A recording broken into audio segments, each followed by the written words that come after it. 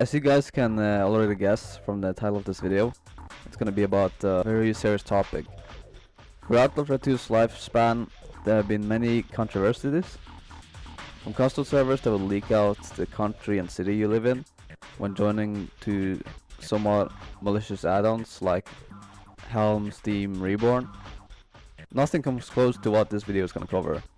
A problem that not only affects people who are looking for a map or a server to play, but people who just want basic add-ons to improve their gameplay, only to be at risk of a malicious attack.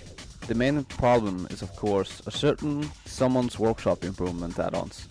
Stay tuned, as I'm about to cover this whole mess and why it's important to spread the awareness and report those Steam add-ons so that it doesn't continue spreading to more people. So what's the big deal, you may ask? Someone's Steam Workshop add-ons are add-ons that are advertised as gameplay enhancers. These are three of them particularly that I want to focus on, which are called Better Weapon Sounds, Better Lighting, and Better Weapon Sounds Only Malicious. The Better Lighting add-on was posted in the middle of August, while the two other were posted in late August. The person behind these three goes by the name of Fantico404 on Steam, and has multiple VAC bans on his Steam profile. If that doesn't raise suspiciousness that someone is up to no good, then I don't know what will.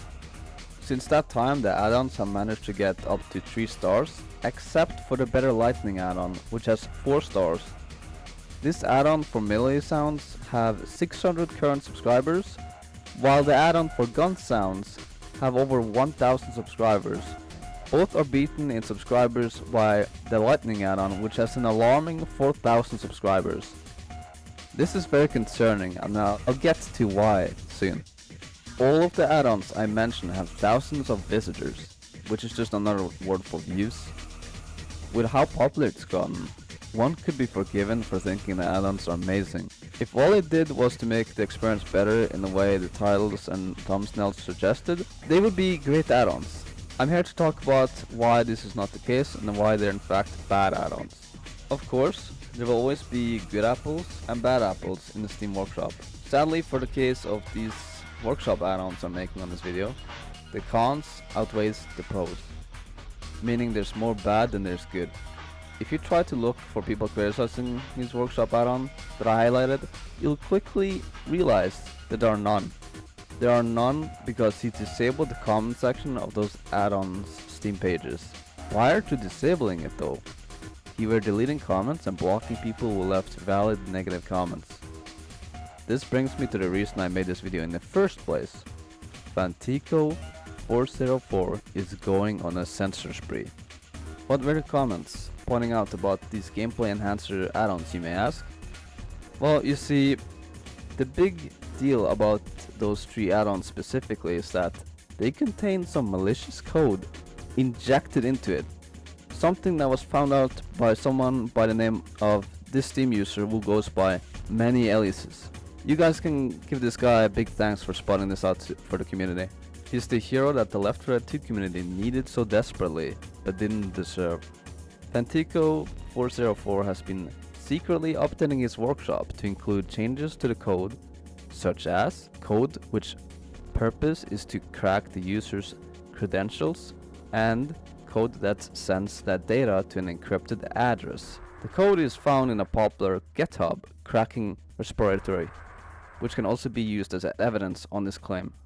Further evidence shows that the file containing the code, according to ChatGPT, could contain potential malicious activities. When the author of the sketchy Workshop add-ons was confronted with what was shown in the screenshot, he claims it's for adding reverb and echo effects, but in reality it's meant to adjust the password cracking configuration. Finally, this one is the main password cracking code. This code uses the method of brute forcing it until you get it right by testing every single combination of symbols of a password. Usually mods or add-ons, which one you prefer to call, are meant to enhance media files and more, so they don't need code nor scripts, only the PNG files or the audio files. As an example, the .wav type of file format or .mp4 file format, so be alert when it has code like these add-ons. I'm showing you these screenshots not so other people can replicate the same malicious activities, but to show how to spot these shady add-ons in the first place. If you still don't believe any of the things I'm saying right now, you can launch up a virtual machine and use a Steam account that doesn't have any games on it besides Slapshot 2, then subscribe to it on that virtual machine and use GFCscape to analyze this. I do not recommend doing this, however, because virtual machines aren't exactly guaranteed to protect you, and if you don't want to take my word for it, you can take Mudahar's word for it, aka some ordinary gamer, someone who is far more experienced with virtual machines than I am. If you do decide to do this, do not use an email and password that you actively use on your other Steam account or any other websites that you really care about. I know that's stating the obvious, but it needs to be said for the more younger viewers. Now, keep in mind that despite the overwhelming evidence, it's not 100% certain that the code actually works and that the users who subscribe to it had their credentials exposed already, but it's a good guess based on the evidence seen. It's always a good thing to take safety measures to protect your privacy.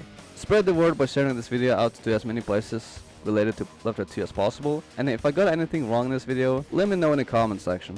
Like the video if you liked it, and dislike it if you disliked it. Let me know in the comments if you want more of these types of videos. See you guys, take care, bye.